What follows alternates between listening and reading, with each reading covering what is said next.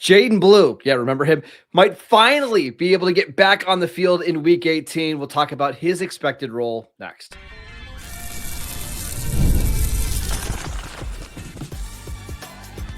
You are Locked On Cowboys, your daily Dallas Cowboys podcast. Part of the Locked On Podcast Network, your team every day. Welcome back to the Locked On Cowboys podcast, part of the Locked On Podcast Network, your team every day. We'd like to thank you for making us the #1 sports podcast network. And today's episode is brought to you by FanDuel. Before tip-off, check the FanDuel app and see what is dropping during the NBA happy hour every Friday from 6 to 7:30 p.m. Eastern Time. Welcome back. I am your host, Marcus Mosher. He is Landon McCool. And on today's show, we are previewing the final game of the season for the Dallas Cowboys as they travel to take on the New York Giants. We'll give our predictions at the end of the show. We're going to talk about some players that we want to watch in this matchup. But later, let's first start with this. All signs and indications are that Jaden Blue, who I don't believe has been active since that Broncos game way back early in the season, is expected to play in Week 18 with Javonte Williams dealing with a shoulder injury, Malik Davis dealing with an eye injury. Are you excited to watch Jaden Blue? It depends, right? Like, I'm excited to see him carry the football. I'm excited to see him catch the football and run with the football. I am not excited to see him pass protecting while Dak Prescott is on the field or being aware of where he's supposed to be pass protecting while Dak Prescott's on the field. So it's a little bit of a mixed bag, right? And I do think that, like, we are now, through Thursday practice as we record this. We haven't got Friday's report yet, but I think that, it seems to indicate that you're not going to have your top two running backs. And I think that you and I can have a quick discussion about the fact that probably portends that, like we predicted, Dak Prescott may play in this game, but is not likely to play very, very long because of what I just mentioned. This is going to have the feel of, like, remember when the third preseason game, when you had 4 preseason games, the third one was the dress rehearsal, and your starters would go out there for like a quarter or a quarter and a half, and you would try to be really crisp and play clean football, and then it was a bunch of backups that came in. Yeah. I think that's what it's going to feel like here in Week 18 for both teams. I think the Giants, we'll get to some of their injuries and stuff in a second, but they've got a lot of veterans that probably are going to sit in this one. Same for the Cowboys.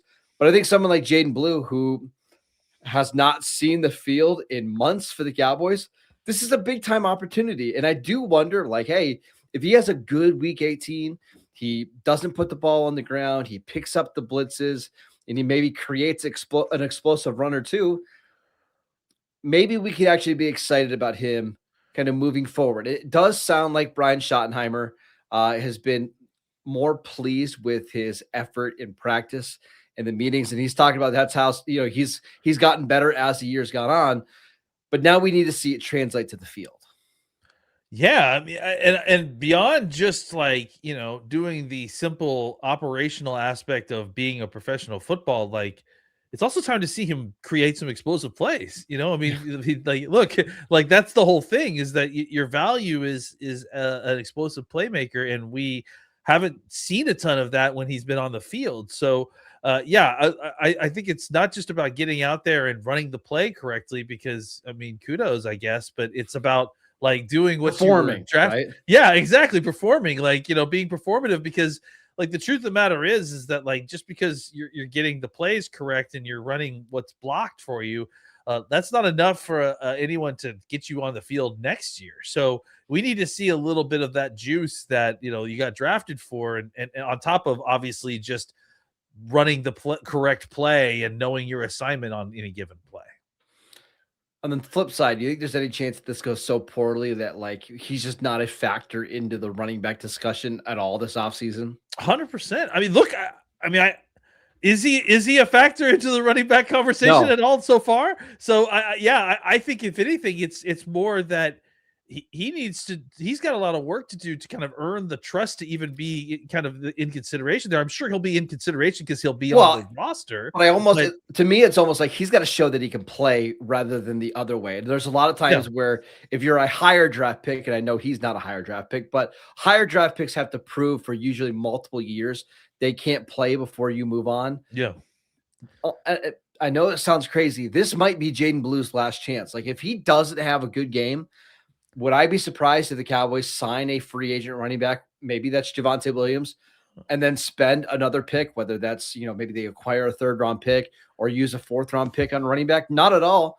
And suddenly we go into training camp next year and Jaden Blue is like fighting to make the practice squad. Yeah, absolutely. I mean, look, if you can't get on the field because you can't get the mental aspect of it down, you can't run the play that's assigned or understand what play to run or what your assignment is on any given play. Like you can't be trusted to be put on the field. I mean, like sitting here, look, the conversation that we had to start the beginning of this segment is all you need to know. If I can't trust to put my starting quarterback out there while you're on the field, like what are we even doing here? Well, and that leads me to the quarterback because the plan has been all week that Dak Prescott is going to start the game. That's not going to change. But maybe we don't see him quite as much. Maybe you only see him a quarter. I wonder if it's a similar situation with Joe Milton where he's played only a couple times this year. The Cowboys did trade a day 3 pick for him last offseason, but I wonder if he's playing for the backup job in 2026 because I don't think it's a guarantee that he's got that job on lock because we certainly didn't feel that way coming out of the preseason this year. No, it feels like he, the only time we've really seen it with Joe is in opportunities like this one, right? Where he's being put in at the end of the season or in a limited situation where there's a blowout. And those are the opportunities that we've seen where they've been positive, where he's put out some good stuff. I mean, I'm not always super positive, but as far as on the spectrum of good Joe Milton, like it's been in these kind of regular season games where he's gotten opportunities. When he's gotten in preseason, it hasn't always looked so good. It has, it's always been kind of up and down, and practice has looked a little bit up and down. So yeah, I do think that, it's like he kind of has to get into these games every once in a while just to remind the front offices that, hey, I've got something to me a little bit. Maybe you should keep me around for a little bit longer. I would like to see him play well. And to be honest, he's played well whenever he's on the field for the Cowboys or even go back with the Patriots. But yeah, the preseason was so bad, Landon, that I wonder if we're still at a point where they could be either looking to sign a guy, draft a guy, or do something.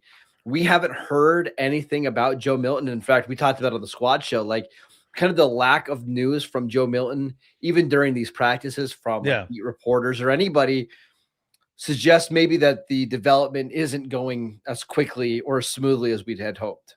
Well, listen, I mean, I remember talking to Patriots fans about Joe Milton when we traded for him and then talking about the regular season snaps that he had. And he think he had something like 20 regular season snaps and they were outstanding. Like he had played in one Patriots game and they looked really good. And they had warned about this. They're like, look, we don't know where that came from. We had gotten terrible reports from him in practice that he was spraying the ball all over the field, that he had real problems kind of, with his accuracy.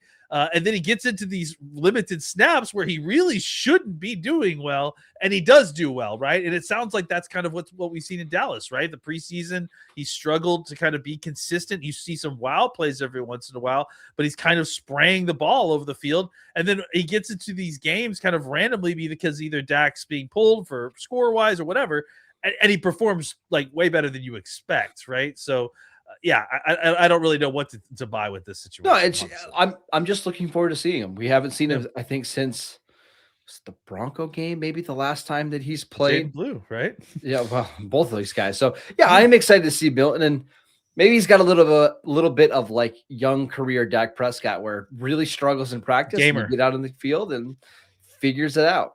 Maybe there's something to it. Yeah, I mean, look, he certainly has performed well when he's gotten opportunities in regular season games.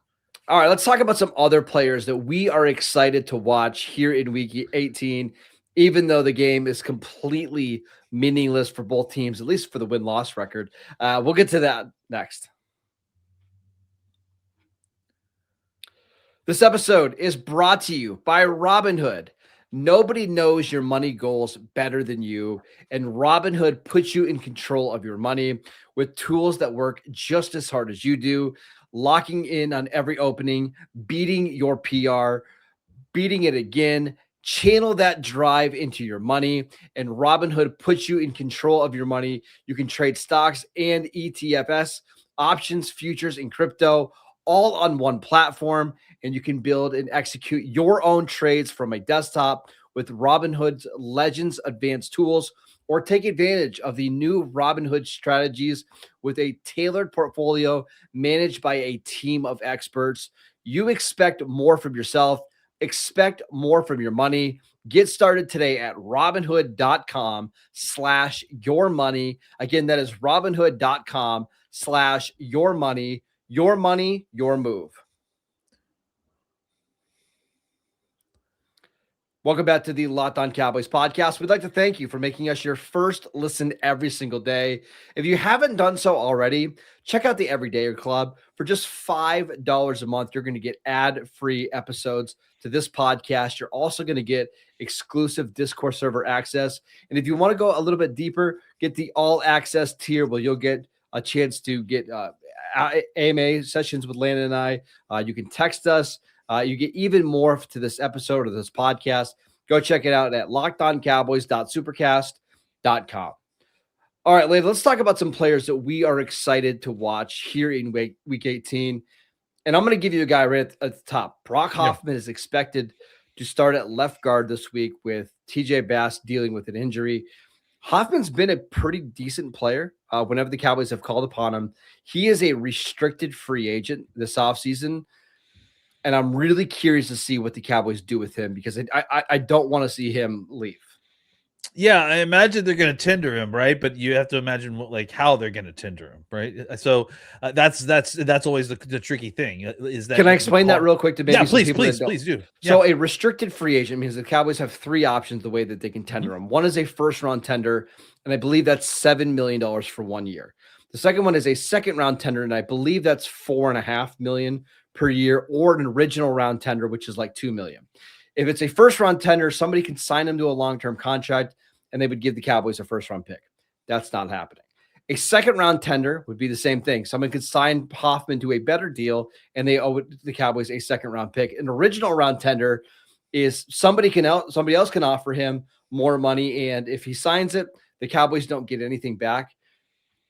My guess is that the Cowboys are going to do a second round tender because they don't want to lose him, but that's also quite a bit of money for a backup guard center.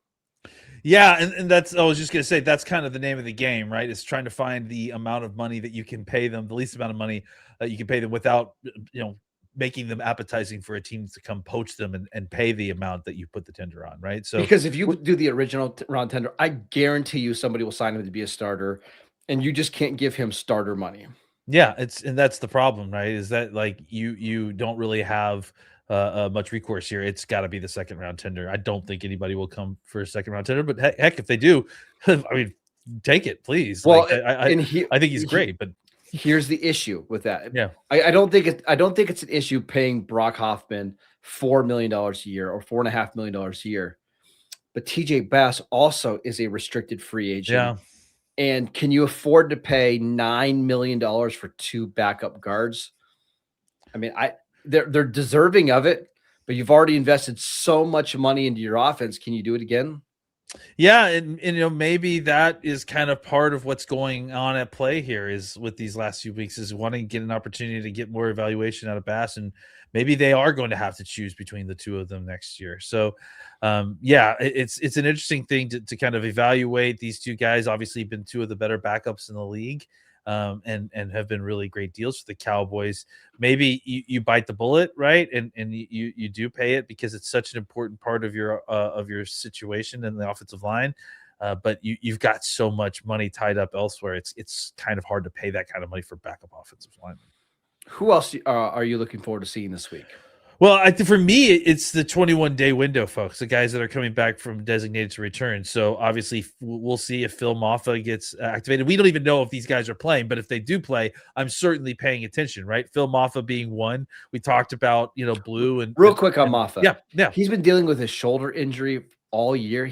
I don't believe he's logged a full practice yet this season. I wonder if this is a situation where he just needs to have surgery and get it done with, and then look ahead to 2026. Maybe, yeah. He's been limited these last 2 practices, and his opportunity to kind of come back obviously is running out with this week. So if he gets an opportunity to play, just a chance to kind of see another back in there and see exactly how he performs, we'd never really gotten much of a chance to see very much of him. And then Josh Butler, another guy that the Cowboys have had on the injured reserve this whole time. He's been dealing with an ACL. I think he's been healthy for weeks now, and it's just been kind of a matter of getting him onto the roster. And I think the whole situation with Trayvon is kind of providing him a potential chance to get on the field and get some playing time before we go into the season. Obviously, he's older. I mean, he's already 30 years old, if I'm not mistaken. But I mean, just a guy that's a cheap vet on your roster right now that you could carry into the offseason. Again, just a guy that could come into the offseason next year and at least provide a floor for you, right? Because literally you're looking for bodies right now at that position. And if he could be a solid 5th corner for you going in as a veteran, great. I'll take him. And that's great to have him in your system and have him at the start in the offseason as well. Yeah, we should mention kind of the state of the Cowboys corners right now, because Trayvon is in Green Bay with his buddy Micah. We actually haven't mentioned that real quick. I mean, was that surprising at all? I mean, no. Honestly, I the only thing that was surprising is that he got claimed. I'm surprised that Green Bay actually claimed him, because I figured they would let him go all the way through and be a free agent and then just sign him. But there are some benefits because you can keep him under contract. Because he is under contract for the next couple of years. There's no guaranteed money, so you could bring him into your building, and you can have him all the way throughout camp, and you can just cut him at the end of camp if he's not performing right. So there are some benefits there, but we should mention Savon Ravel. He suffered a concussion on Thursday on Christmas Day. He's also been dealing with some knee soreness a little bit. It remains to be seen if he's going to play in this game. You've got Kaylin Carson, who's been dealing with a hamstring injury for the last couple of weeks. Deron Bland, obviously, he's on the injured reserve list. You're just missing corners. Like this is a really tough situation. They might need Josh Butler to come in and play 30, 40 snaps here. Oh yeah, a ton. Yeah, I mean, he may start on Sunday. Honestly, it may be a Kaylin Carson, Josh Butler starting corner game.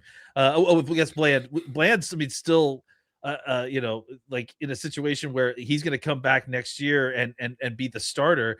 But I have to imagine that outside of him, like, you're looking at these two guys, at Carson and Butler, as I mean, one of the guys that you need to come back. Yeah, you're going to need to come back and fill a role. So these are two guys that are probably, outside of Ravel, the only two guys. And look, I don't know about Butler, if he's definitely coming back next year. Like I said, 30-year corner, there's a chance he gets cut and he's not part of this. But he's performed well for you, like better than you expected each time you put him out there. So I think you're getting an opportunity, one more chance to see Carson, who was a full participant these last few days. So I think hopefully he plays. And then one more chance to see Butler, who, again, coming off the knee, has been off of it for a long enough time that you'd hope he'd be able to get in there and get some opportunities just to see what you've got. Because, again, you need bodies at the position. You need physical people to have NFL experience, not necessarily to be your starters, but guys that you can kind of beat with what a nice floor to provide for your 4th and 5th corners, and then improve on that in the offseason with the draft and unrestricted free agency. And I'm going to mention Perryon Winfrey. We'll see if he's even active in this game, but it would make sense to have him active. Quinnen Williams has been dealing with a neck injury. You want to see somebody. I don't think you want to load up Kenny Clark and Quinnen Williams on snaps, in a meaningless Week 18 game. Put Perryon Winfrey on the game, move him around a little bit, see what he can do. Maybe he factors into your defensive line a little bit. And then just one more name, Shemar James.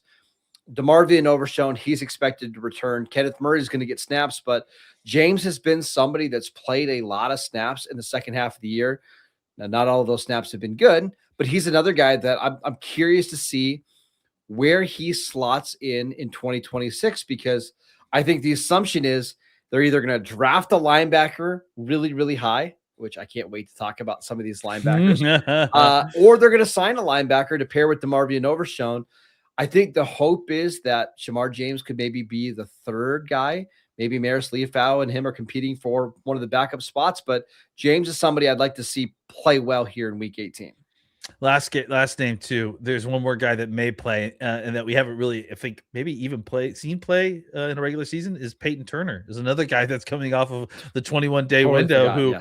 Totally forgot he was on the roster. He's on a 1-year deal, so it's not like he's long for this team.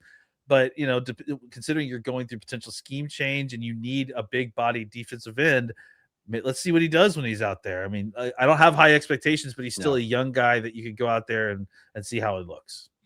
All right, let's give our predictions, our final predictions of the 2025-2026 season for the Cowboys Giants. We'll get to that next. This episode is brought to you by FanDuel. Fridays already feel different during basketball season, and FanDuel is making them even better. Every Friday night before the games tip off, FanDuel gives fans a new way to kick off the weekend with NBA Happy Hour. NBA Happy Hour is your official pregame, a limited time window where special offers drop right inside the FanDuel app before the action starts. Fridays from 6 to 7:30 Eastern have become appointment viewing with the NBA Happy Hour. Just open the FanDuel app during the happy hour, and it always will bring something new, including boosts, bonuses, and surprises. And it's easy to check the weekly specials before tip-off and make a move before the window closes. So before tip-off, check the FanDuel app and see what is dropping during NBA Happy Hour every Friday from 6 to 7:30 p.m. Eastern Time. A little basketball, a little action, and a whole lot of Friday energy. That's NBA Happy Hour only on FanDuel, the official sportsbook partner of the NBA. Welcome back to the Locked On Cowboys podcast. We'd like to thank you for making us your first listen every single day. All right, Landon, last time of the year we do this. Week 18 predictions. Who do you got? I'm picking the Giants because I think they're going to play their quarterback the whole game. This is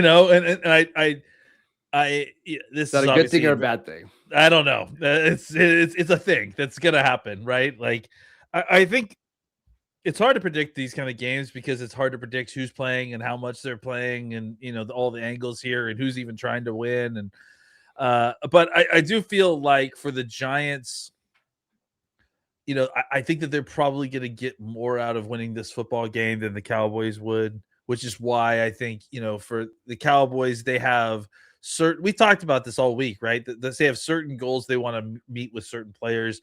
I think I saw it reported that Dak specifically just wants to play all 17 games to say that he did, right? And I think that after coming off of an injured season, and so I think that's probably why you're seeing he can also lead the league in passing yards, by the way, which he's never done in his career. And I'll have to double check, but I don't know if any Cowboy player has ever led the NFL in passing yards. Yeah, I would honestly be shocked. I mean, the Cowboys don't traditionally have those kind of volume stats at passing, right? So, I think there's obviously individual reasons that individual players are going to want to play in this game, but I think for the Cowboys, there's a lot more to lose than there is to win in this game. And for the Giants, I think that's probably the case too, but it may not be as severe, right? Like there is a little bit of a moral victory getting a victory for your young quarterback against the Cowboys, which have traditionally beaten the Giants a lot. So I imagine the effort side of things is going to be on the Giants side. And again, it's a road game, lots of just kind of weird angles here. So I'm just going to generally pick the Giants because I just feel like they're going to want to win this game more than the Cowboys do.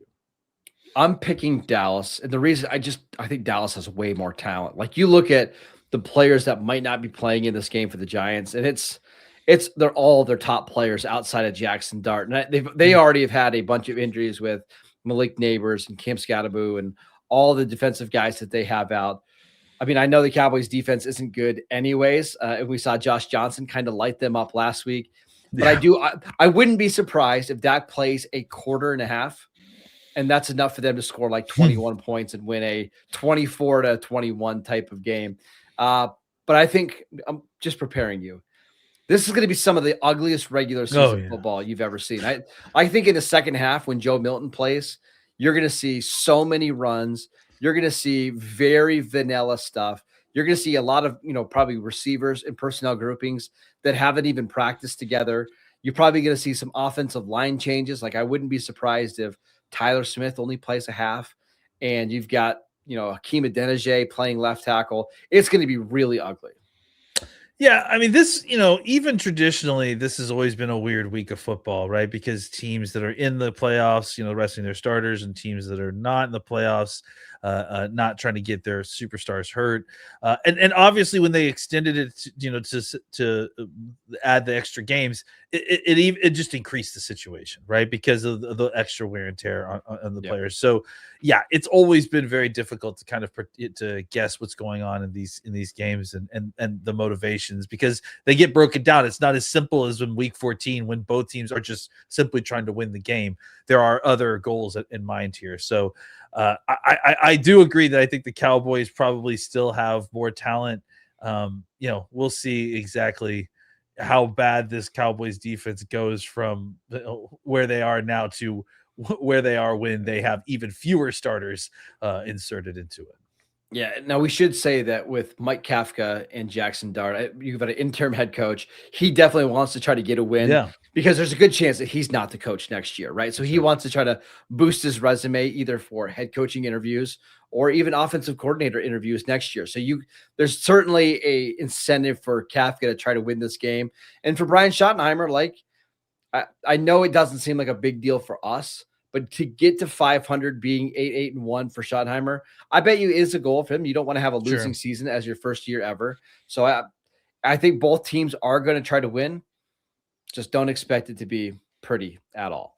All right, that is it for today's show. We'd like to thank you for making Locked On Cowboys your first listen every single day. Check out the Everydayer Club. You can get ad-free episodes to this podcast for just $5 a month.